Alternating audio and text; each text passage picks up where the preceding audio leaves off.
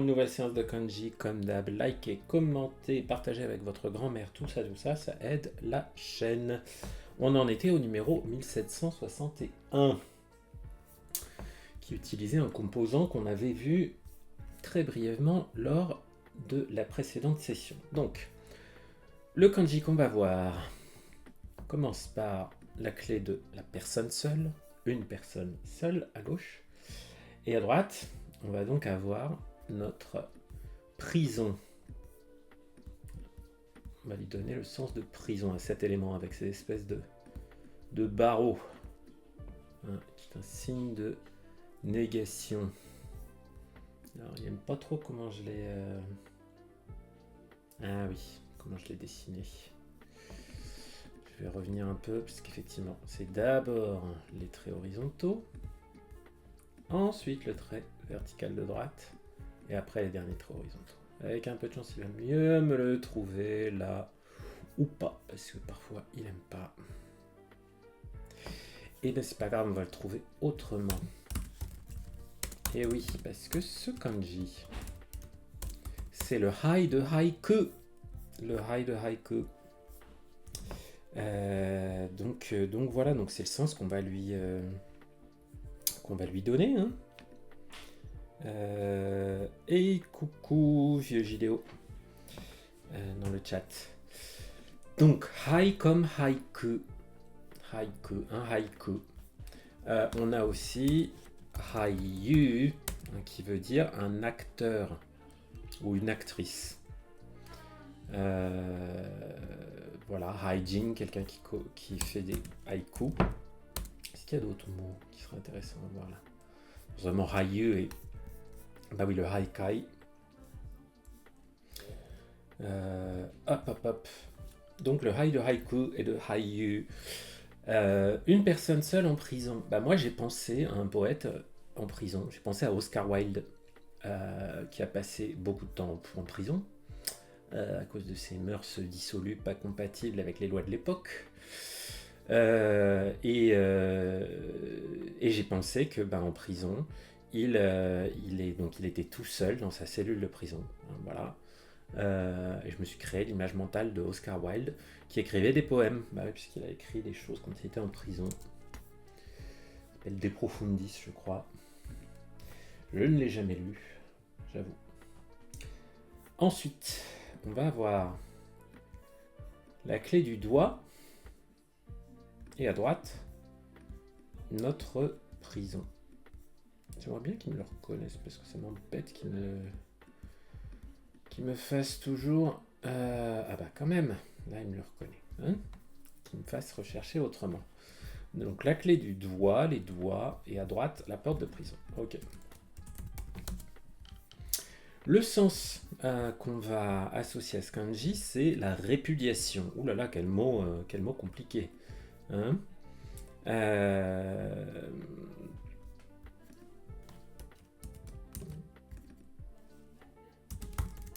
Hop. La répudiation. Et il se prononce aussi hai. Et on va le trouver dans des mots sympathiques comme haijo, l'exclusion, l'élimination. Haisui, c'est les... Comment dire? Les eaux usées. Haishutsu, l'évacuation, l'émission de gaz par exemple. Hairan, l'ovulation. Haiben, je vous laisse lire. Voilà, haiseki, le rejet, l'expulsion. Donc il y a une idée qu'on se débarrasse de quelque chose, on le rejette. Il y a un rejet, une exclusion avec ce kanji, avec ce hai. Et ben moi j'ai pensé que...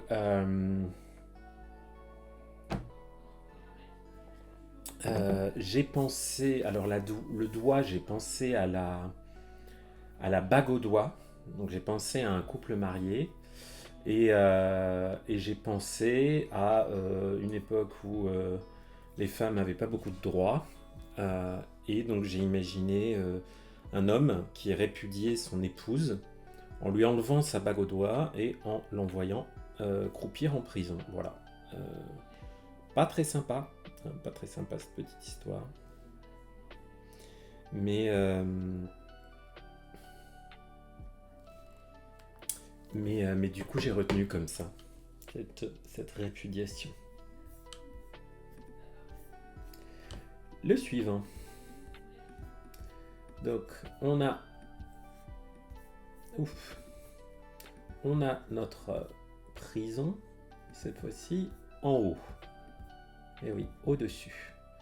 On va dessiner en dessous le cœur. Kokoro. Shita Gokoro, parce qu'il se trouve en dessous. Et ça, c'est un kanji assez courant. Je pense que ça va être un niveau N3.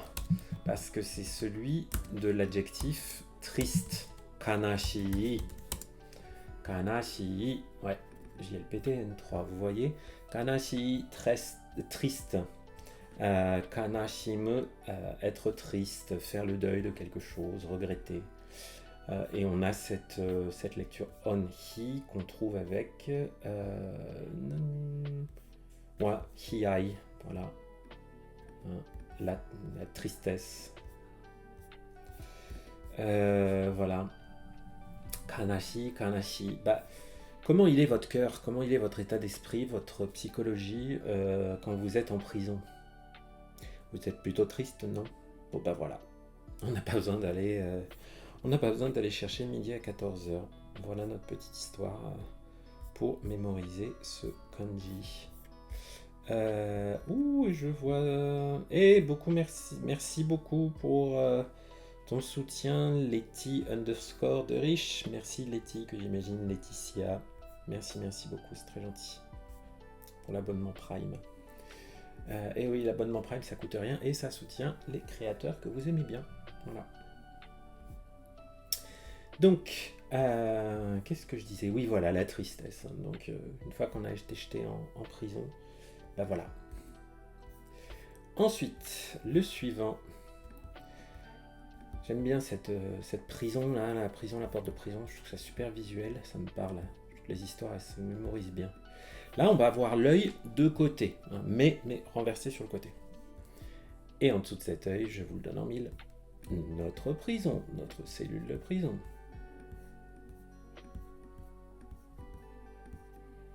Hop. Qui n'a pas voulu me reconnaître? Why? Peut-être ça, il n'aime pas que je revienne pas sur le côté.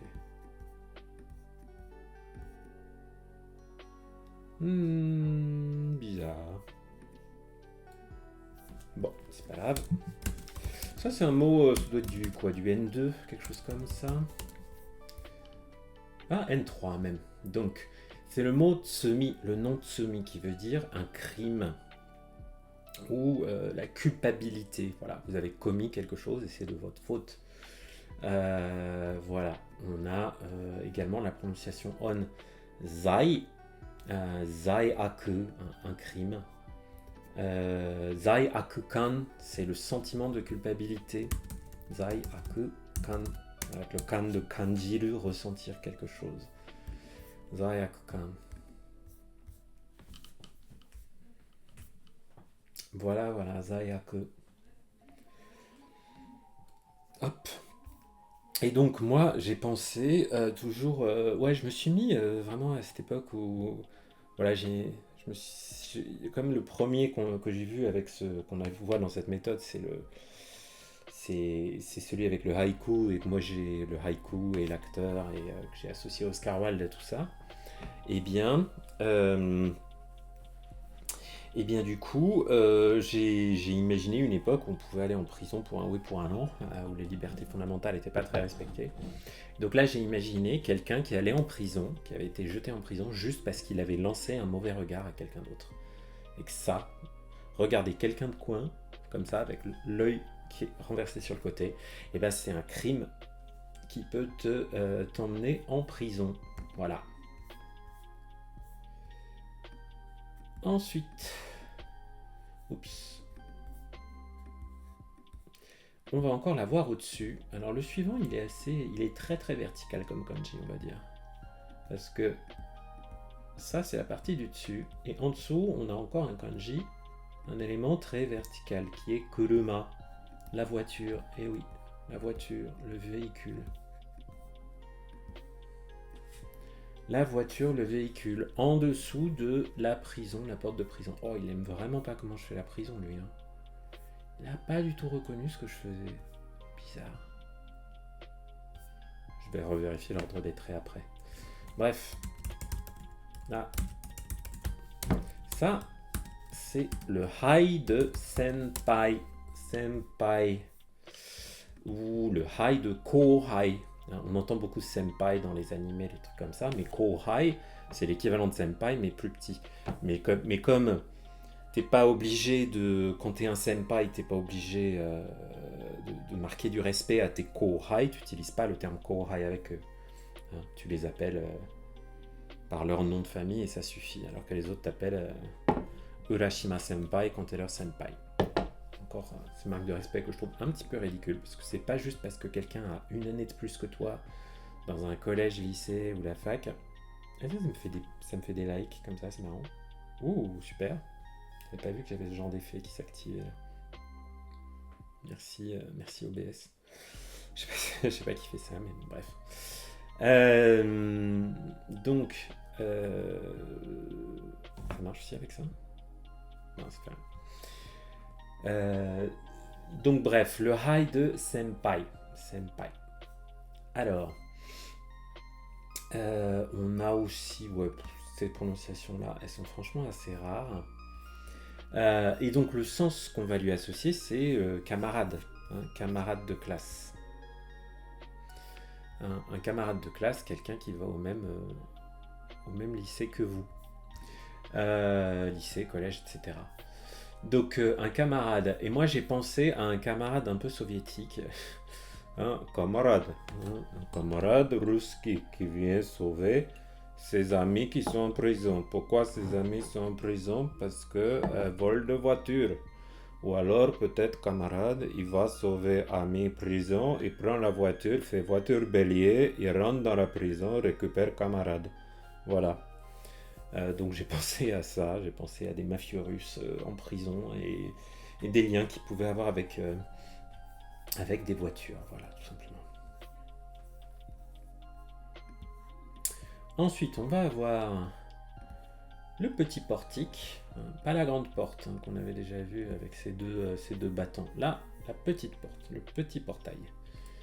Et en dessous, on va avoir notre prison. Notre cellule de prison.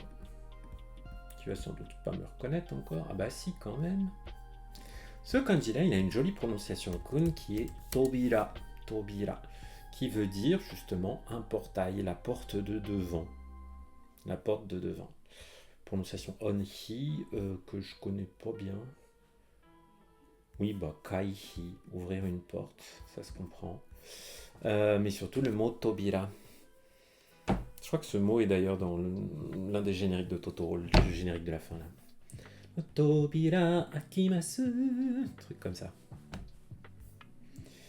Tobira, Tobira. Donc voilà, rien à voir avec Christiane Taubira. Non, rien à voir. Aucun lien.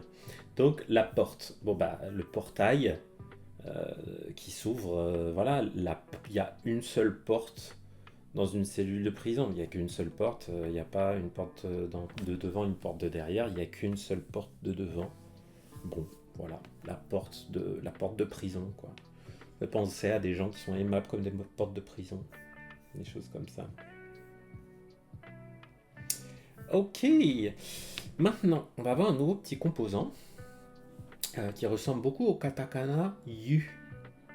Le katakana yu, il est là. Et ben, notre composant, franchement, c'est la même chose. Voilà. Et on va lui donner le sens d'une petite clé.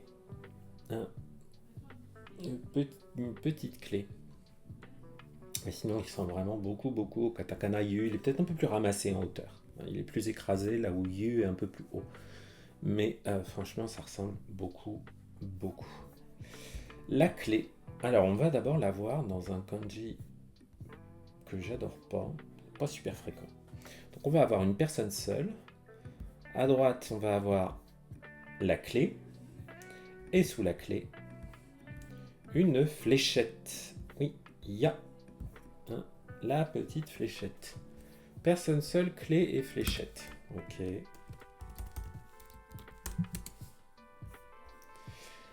Voilà. Le sens de ce kanji, c'est un marquis ou un seigneur, un petit seigneur local. Bon. Hop. Un petit seigneur local. C'est pas passionnant hein, comme sens. Hein. C'est pas le truc qu'on va retrouver tous les 4 matins. En plus, cette lecture ko, bon voilà. On la trouve, ouais.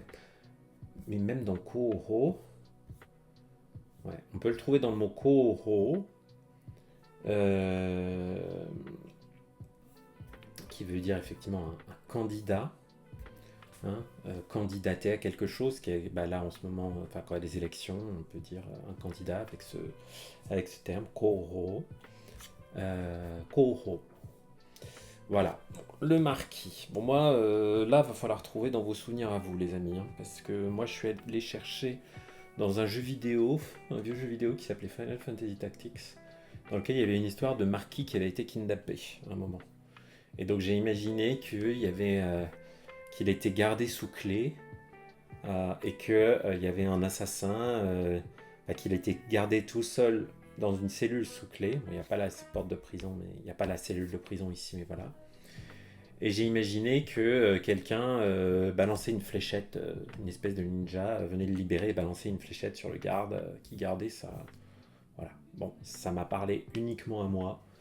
Ça, c'est le genre de kanji, si vous faites l'impasse dessus, ce sera pas trop grave. En fait, ce sera plus embêtant pour apprendre le kanji suivant. D'accord? Donc apprenez-le, vous allez l'oublier, c'est pas grave. Vous l'apprenez quand même, ce qui vous permettra de mémoriser plus facilement le kanji suivant, puis après, au fur et à mesure, il en restera ce qu'il en restera. Hein? Puisque le kanji suivant, donc, c'est encore une personne seule. Pardon. Non. Je vais avoir une bouche. Et ensuite, j'ai le marquis. Bon, et là, je me suis fait, pour le retenir, j'ai pensé à une histoire assez dégoûtante. Bah oui, puisque des marquis, on n'en connaît pas un million dans la culture populaire française. Il y en a un qui s'est distingué, hein. C'est le marquis de Sade. Et ben, il m'a aidé à retenir ce kanji, le marquis de Sade. Pourquoi? Parce que j'ai pensé à La Gorge. J'ai pensé à Gorge Profonde, un vieux film pornographique qui avait marqué son époque. Et donc l'idée voilà, de tous ces trucs un peu érotiques liés au marquis de Sade et avec la bouche, je vous laisse vous faire des images mentales les plus dégoûtantes que vous voulez, ça m'a fait penser à la gorge, voilà, à la gorge profonde. Bon, gorge ça se prononce nodo, et ça, on a des expressions comme nodo ga itai, hein, j'ai mal à la gorge tout simplement. Donc on le voit assez souvent ce kanji, beaucoup plus que le marquis qui précède. Et là, le suivant, il est particulièrement embêtant parce que c'est pratiquement le même kanji que le marquis, à un trait près. Puisqu'on va rajouter, en plus des éléments qu'il y a dans le kanji du marquis, un trait ici, comme un bâton, comme une canne pour marcher ici. Et à droite, j'ai toujours ma fléchette. Donc c'est exactement le même kanji que le marquis avec juste un trait en plus. D'ailleurs, je l'ai sans doute pas fait dans le bon ordre. Je vais vérifier après. Ah oui, j'aurais dû le faire avant de faire les traits de la clé. C'est pas bien grave. Ce kanji là, qui a souvent la prononciation on ko, comme dans tenko, ça veut dire le climat. Le climat, le temps qu'il fait. Il a aussi cette prononciation soro, qui est un vieux mot japonais qu'on entend énormément dans le théâtre no par exemple, hein, qui est une forme archaïque de verbe être. C'est l'équivalent de dearu, de aru, pardon. Hein. Donc on l'entend tout le temps dans le langage du no, mais voilà, absolument jamais On a quand même des mots qui sont avec cette prononciation soro, notamment isoro, hein, qui veut dire euh, le fait de squatter, le fait de rester alors que t'as pas le droit, rester à un endroit alors que t'as pas le droit. Soro ou ko.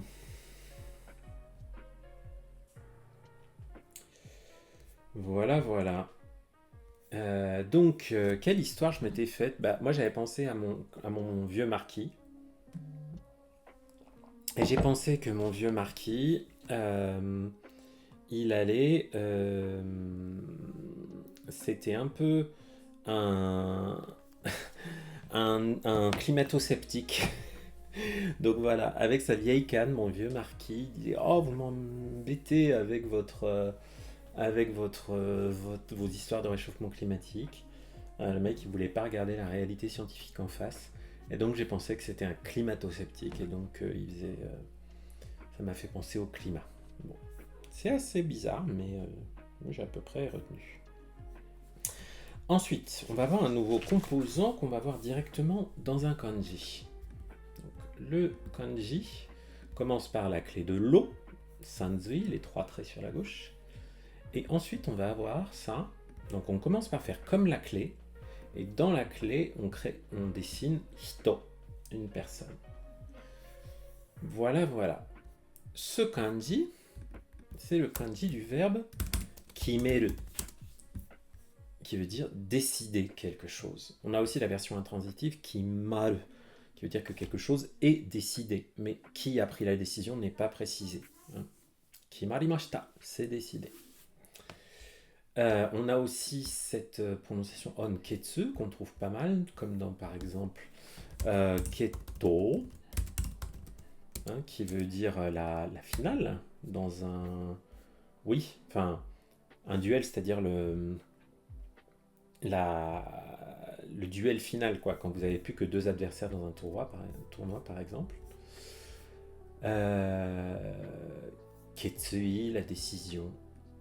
Voilà, donc cette prononciation ketsu, elle est aussi assez courante. Et donc cette partie droite, puisque je vous ai dit, comme c'est un nouveau composant, le sens qu'on va lui donner, c'est celui d'une guillotine.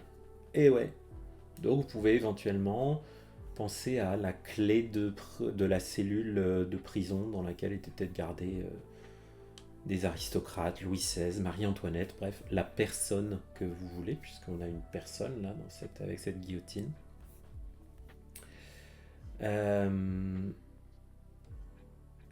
Donc voilà. Oui, et pour cette décision, donc moi j'ai pensé que j'ai pensé forcément à la guillotine, ça va faire des histoires qui font penser à la Révolution française. Et donc j'ai pensé que quand on a décidé je pensais qu'on avait décidé de faire couler de l'eau sur la guillotine pour nettoyer de tout le sang. Voilà. Une fois qu'on avait décidé d'utiliser la guillotine, la conséquence c'est qu'il fallait tout le temps verser de l'eau dessus parce que ça découpait à la masse. C'est quand même assez impressionnant ce qui s'est passé à cette époque. Voilà. Ensuite, on va avoir la clé de l'état d'esprit. 2 petits traits traversés à gauche par un grand trait vertical. Et on va avoir à droite notre guillotine.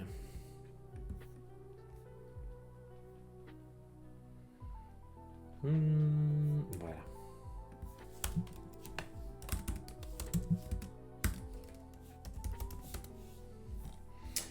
Alors, ce kanji, donc vous pouvez lire la jolie lecture kun kokoro yoi. C'est drôle, kokoro yoi. Ça veut dire yoi, bon, bien, pour le kokoro, pour le cœur. Donc ça veut dire agréable.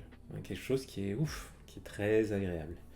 Et kai, on trouve cette prononciation, on le trouve par exemple dans yukai, non pas celui-là. Yukai Yukai, pardon. Qui veut dire agréable, pardon, pas yukai. Yukai. Qui est un adjectif en na. Yukai na basho. Yukai na kimochi. Un sentiment agréable. Voilà, voilà. Ou kairaku. Kairaku, le plaisir. Kairaku o misete agimashou. Voilà, voilà. Donc ce plaisir, ce caractère confortable. Bon, faut peut-être penser au contraire là. Si on pense à l'état d'esprit des gens qui allaient à la guillotine, ils n'étaient pas particulièrement, c'était pas fun hein, pour eux. Donc j'ai pensé plutôt à à ce que ressentaient les gens dans le public hein, quand le peuple allait voir les aristocrates se faire pendre, se faire décapiter. Ça les faisait bien rigoler autour de la guillotine. Et donc en fait, il y avait une bonne ambiance autour de la guillotine, mis à part pour la personne qui se faisait couper la tête. Voilà les plaisirs de la guillotine. Ensuite, alors là, on a un composant assez compliqué. Donc il va commencer par quelque chose qui ressemble un petit peu à la clé. Et vous voyez avec ce petit trait vertical là ici. En dessous, j'ai une petite bouche. Et en dessous, j'ai presque le miroir de ce que j'avais là-haut. Donc j'ai un bout de ce que j'avais dans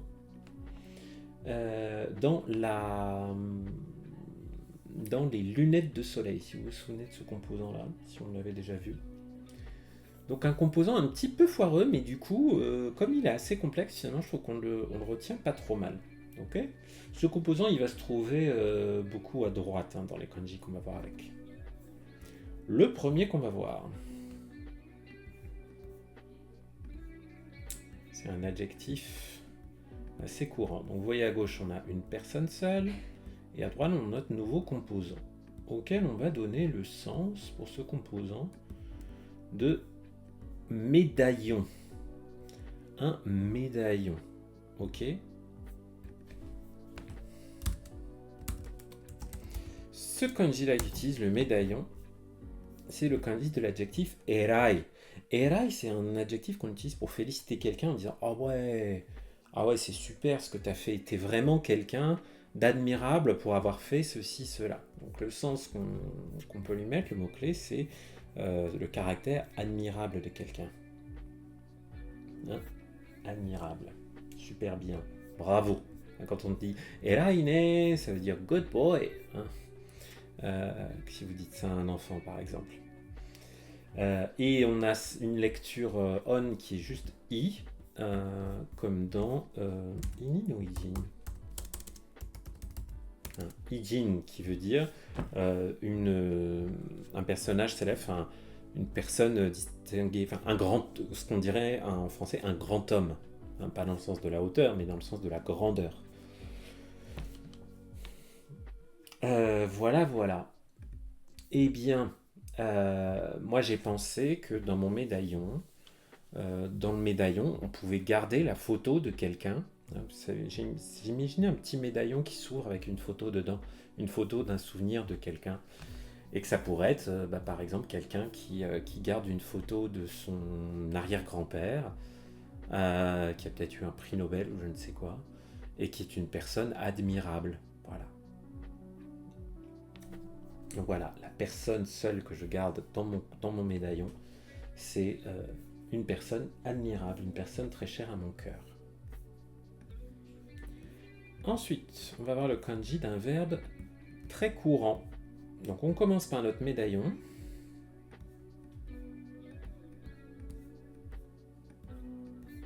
Ok. Et ensuite, on a la clé du chemin. Le cheminement, sur la gauche et le dessous. Ça, c'est le kanji du verbe chigau. Chigau. Quand on vous dit chigau, ça veut dire c'est pas ça. C'est-à-dire que le sens de ce verbe, c'est être différent de. Avoir une différence. Ne pas être comme. Donc là, quand on vous dit chigau, ça veut dire que vous faites fausse route. Hein, c'est pas ça. On a aussi le verbe machigaeru, qui veut dire confondre, se tromper de quelque chose. Machigaeru, par exemple. Et cette lecture on qui est voilà, ihan, c'est quand on transgresse une règle, quand on fait Quand on viole, c'est une violation, mais pas d'une personne, c'est une violation d'une règle, d'un règlement. Voilà, voilà. Alors, ce Chigaru, quelle histoire on va pouvoir trouver dessus? Vous savez où je sèche un peu là, je sais plus trop ce que j'avais mis. On va regarder du côté de la communauté.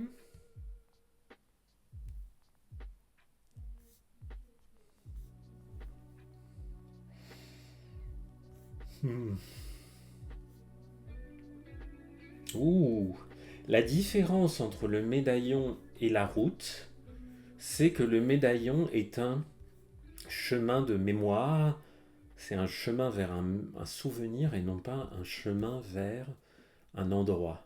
C'est beau ça, bravo Joyo 1945 qui a mis cette histoire en 2009. Il y a pas mal de temps donc. Super, effectivement. Hein. C'est beau ça, la différence entre un médaillon et un chemin. C'est bien, ça marche. Ensuite, je vais avoir la clé du fil, du textile, et sur sa droite, mon médaillon. Donc je vais avoir mon médaillon qui est attaché par un petit fil.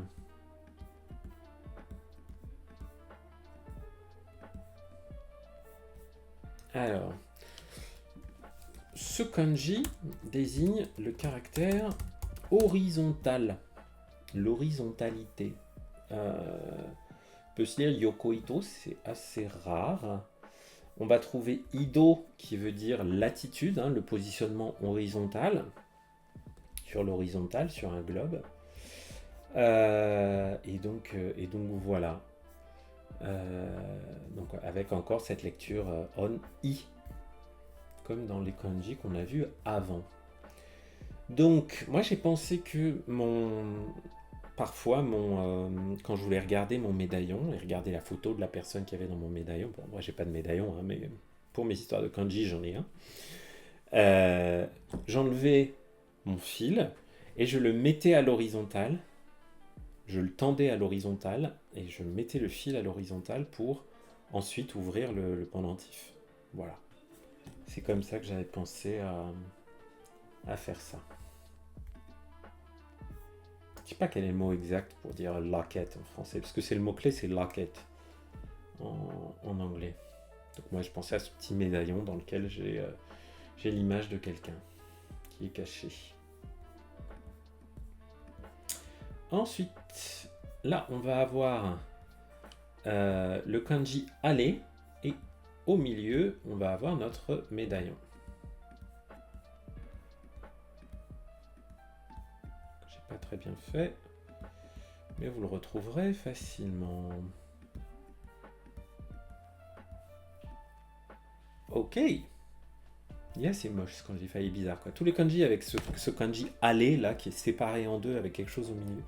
Toujours un petit peu étrange, je trouve. Ce kanji qui se lit Ei représente la défense. On le trouve notamment dans le terme Jieitai. C'est les forces d'autodéfense. C'est le nom de l'armée japonaise. Vous savez peut-être que constitutionnellement, le Japon n'a pas le droit d'avoir une armée. C'est dans leur constitution depuis la Seconde Guerre mondiale, la fin de la Seconde Guerre mondiale. Et donc, mais ils ont quand même une force d'autodéfense. Jiei, l'autodéfense. Jieitai, le corps. Le régiment d'autodéfense, on pourrait dire. Donc voilà.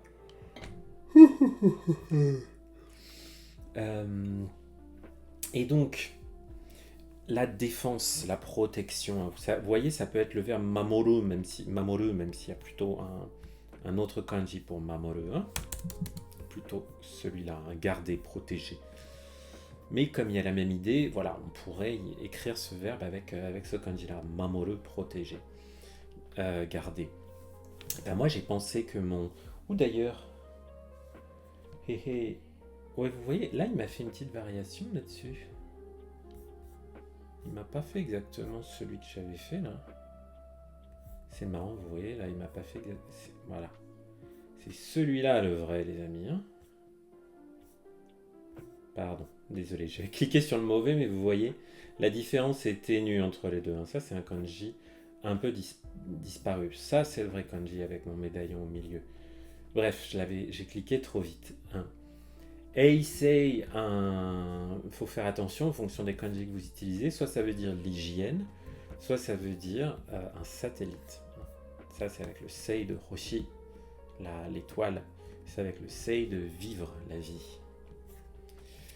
Donc voilà, notre Ei de Jiheitai. Et ben moi j'ai pensé à quelqu'un, j'ai toujours avec notre médaillon, j'ai pensé à quelqu'un qui s'était pris une balle, voilà, une balle qui allait lui percer le cœur, elle allait lui percer le cœur, et elle a été arrêtée par mon médaillon en fait. Grâce à mon médaillon, j'ai survécu. Voilà. La personne qui avait dans mon médaillon m'a sauvé la vie. Donc j'ai pensé à cette défense, cette protection que conférait le médaillon face à cette balle perdue que j'avais reçue dans cette histoire.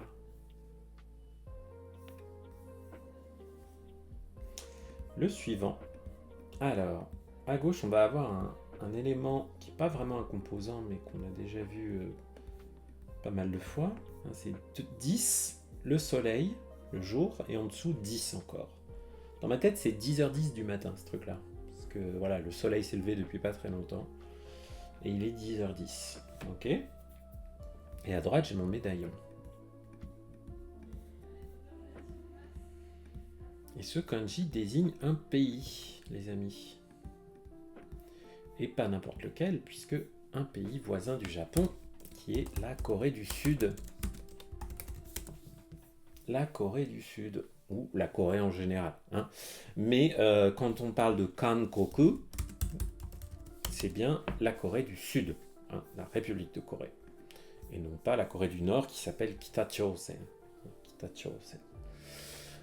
Donc voilà. On va surtout avoir cette prononciation Kan. Et ben moi j'ai pensé à un immigré coréen qui avait dans son médaillon des photos de sa famille qui était restée au pays. Donc lui il était immigré peut-être de force d'ailleurs, hein, parce qu'il y a eu beaucoup de Coréens qui sont venus au Japon de force hein, pendant la période d'occupation de la Corée par le Japon. Et puis qui sont peut-être restés au Japon après, puis dont la descendance n'a jamais été reconnue comme japonaise. Il n'y a pas de droit du sol là-bas. Donc la Corée. Et j'ai pensé que mon immigré coréen, tous les jours, à 10h10 du matin, il ouvrait son petit médaillon et il voyait les photos de sa famille restée au pays natal. Donc j'ai fait une petite histoire un peu touchante comme ça.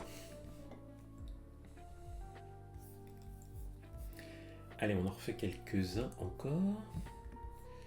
Ce composant-là, kanji est composant d'ailleurs. Hop, il est tout simple. Vous voyez, j'ai un peu deux traits comme ça, comme ni, et après un trait vertical qui ne dépasse pas vers le haut. Ok.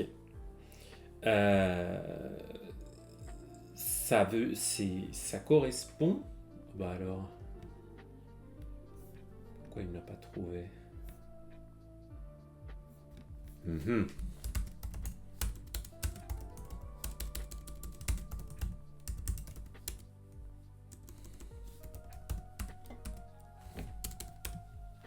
Voilà.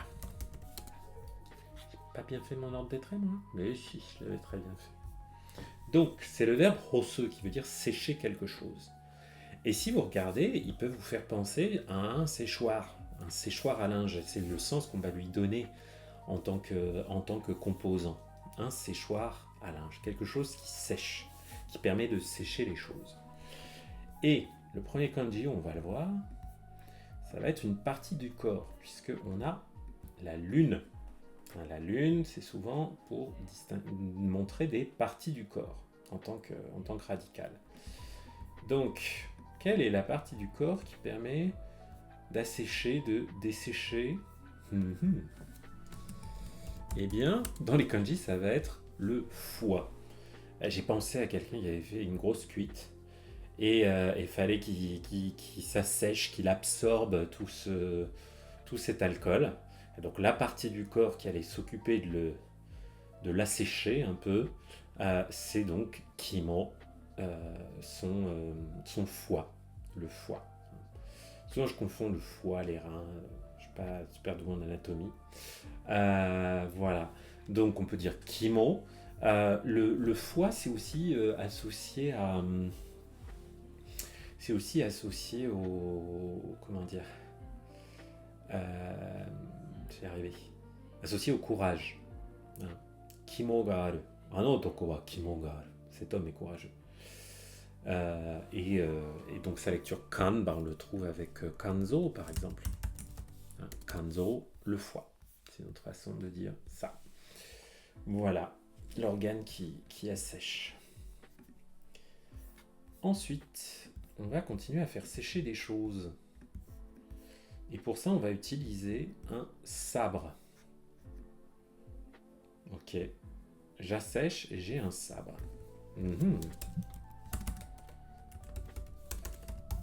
Ce kanji, son sens, c'est la publication, comme la presse, si vous voulez. Non, pas celui-là. Par exemple, non, pas celui-là. Shukanshi, par exemple. Shukanshi, ça veut dire un magazine hebdomadaire. Hein, shi de zashi, le magazine, et shu, la semaine, et kan, la publication. Qu'est-ce qu'on va avoir d'autre? Kanko, ouais, une publication. Shukan. Kukan avec yasumu, hein, le fait de se reposer, donc d'arrêter, de prendre une pause. Voilà. Et moi, j'ai pensé que traditionnellement au Japon, je me suis fait une image où les premiers journaux, après impression, le papier était tout mouillé, et donc on prenait un sabre pour accrocher les papiers sur un séchoir. Et une fois qu'ils étaient bien secs, on réassemblait les papiers des journaux et on les publiait. Voilà comment j'ai imaginé ça. Un truc très très artisanal avec du sabre, voilà. Et le suivant qu'on va avoir, donc on va avoir la clé de l'eau, Sanzei, et à droite on va avoir notre séchoir. L'eau et le séchoir. Pourquoi on a besoin du séchoir là? Eh bien parce que mes vêtements sont trempés. Pourquoi ils sont trempés?